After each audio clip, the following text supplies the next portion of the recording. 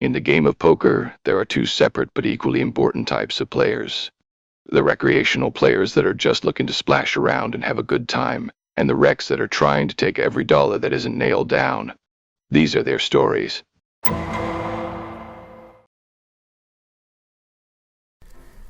As I drove up to the barrel to start this session, I made the active decision that I was going to play a little more aggressively.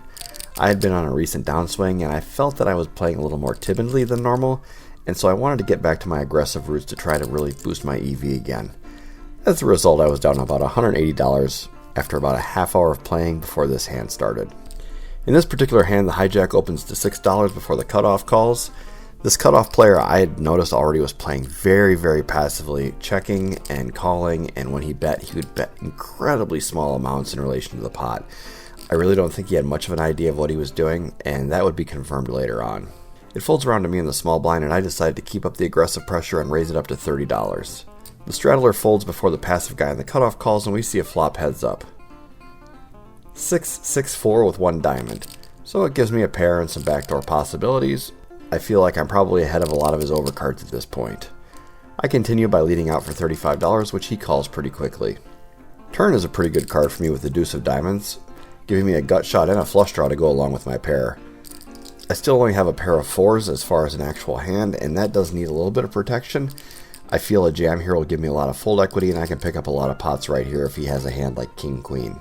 I rip it all in, and this guy tanks for quite a while, so I'm thinking I probably got a pretty good chance of getting him to fold. He finally puts in the call for his last $193 and shows black aces, which he just limped with pre-flop. The river is a diamond, but it's the ace of diamonds giving him a full house, and he scoops the pot from me. I am moving in the wrong direction, and my aggressiveness is being rewarded handsomely. You're broke! During April at the barrel, they're running a promo where there's an Easter egg splash pot every hour. This hand is one of those splash pots, and there's either a red chip or a green chip in there, and it's a pretty even split, so each egg has EV of about $15. I like to get in there and mix it up if I'm in late position, and I think there's a chance I can steal. That's what happens with this hand when I'm in the cutoff and I look down at 10-7 offsuit. Definitely not a GTO approved type of hand, but I bump it up to $20 anyways. Only the small blind calls me, and we're going to go to a flop heads up. King of diamonds, 9 of diamonds, 6 of hearts. So I have a gut shot. Small blind leads out for $20. I look over at his stack and I see he has several hundred left behind. I know I need about 10.5 to 1 to hit my gut shot, and he's got well more than that on his stack, so I figure I'm going to flick in the call and see a card. The turn card is the jackpot 8 of hearts. He continues to lead out for $45, and I've got a feeling that he is absolutely in love with this hand. Normally I would just put in a raise here, but I don't feel like this is the kind of guy that's betting a flush draw, so I'm not really too worried if the diamonds or hearts come in as far as counterfeiting my hand, although it may slow down the action.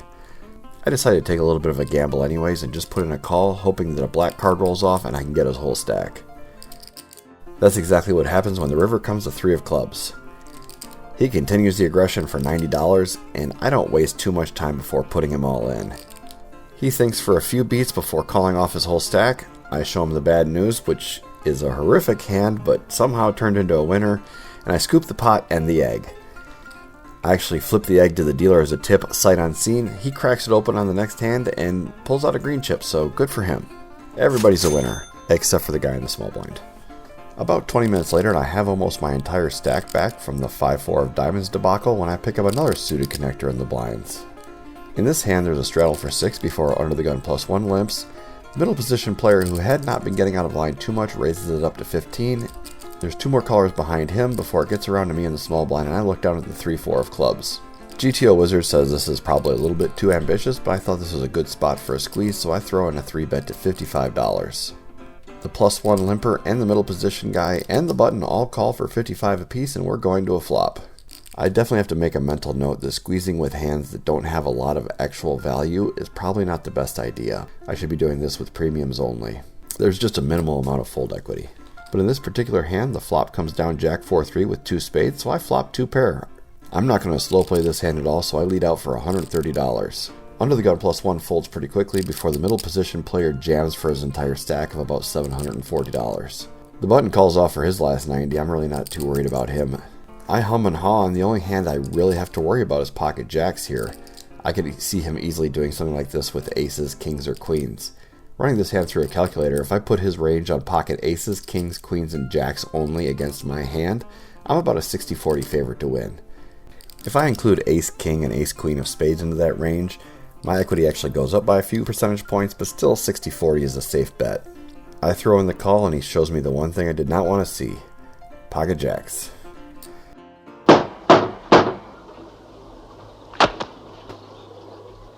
Now that's what I call a dead parrot. So I'm pretty much drawing dead at this point. Turn is a 6 of clubs, which is no help, and to add insult to injury, I river a full house with the 4 of hearts. The button shows 5 of hearts and 4 of diamonds, so what he was doing in there for his whole stack, I don't know, you'd have to ask him. But I lost a good chunk of the money I'd earned back, and it looks like I'm going to be buying in again.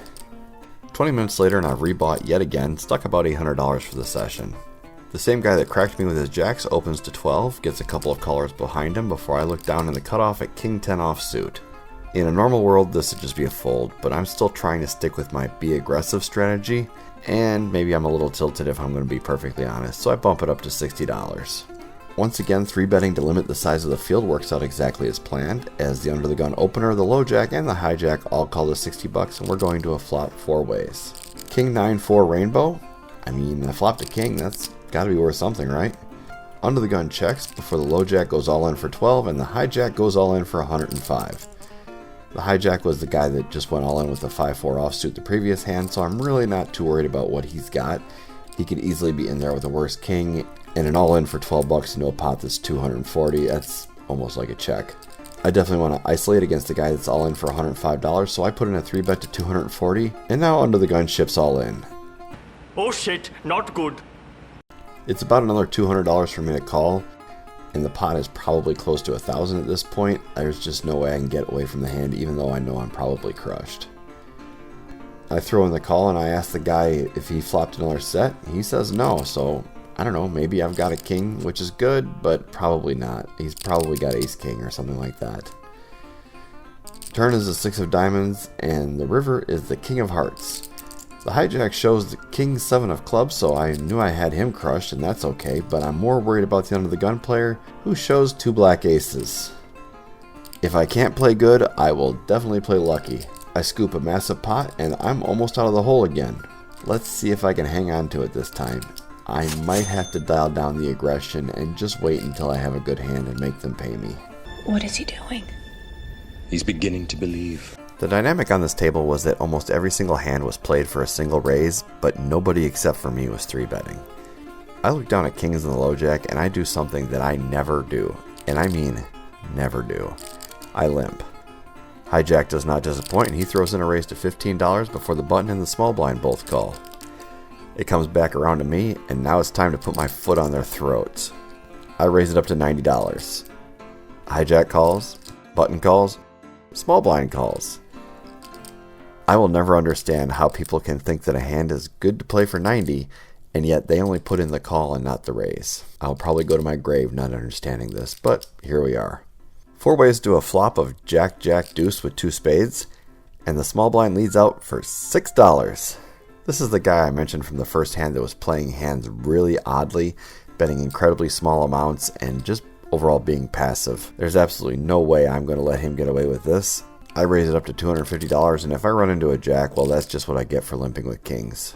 The hijack folds before the button goes all in for $10. The small blind decides his hand was worth $6, but not $250, and he throws his cards into the muck.